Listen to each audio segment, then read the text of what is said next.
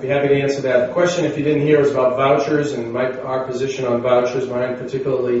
And the question is premised on the idea that somehow vouchers violate the First Amendment in terms of separation of church and state, and then diverts money away from the public sector into the private sector.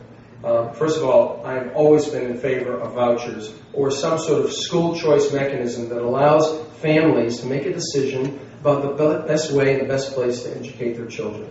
Whether it's homeschooling or private school or religiously affiliated school, that should be the family's choice.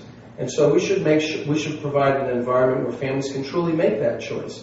Now, the legislature passed a bill that was overridden over the governor's veto, in which they created a private public scholarship program, public-private scholarship program.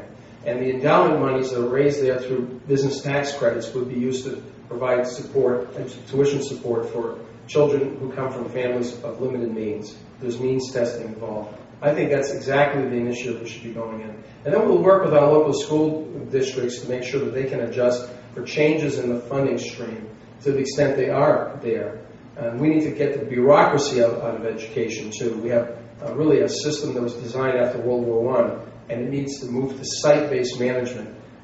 And that's the direction we need to go in. So I don't fear it. And then the last thing I would say to you, sir, about this, because it's a private organization, this fund that's just been created that will go live in January, doesn't run afoul of the separation of church and state. But in its wisdom, New Hampshire people, their wisdom, New Hampshire people in 1877 adopted in New Hampshire the Blaine Amendment, which specifically states that no taxpayer dollars can be used to support religiously affiliated schools.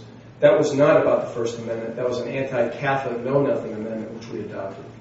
I urge the people in New Hampshire the right time to repeal that amendment, and then we can have a debate about to what extent we want to provide full school choice and vouchers to schools that are religiously affiliated.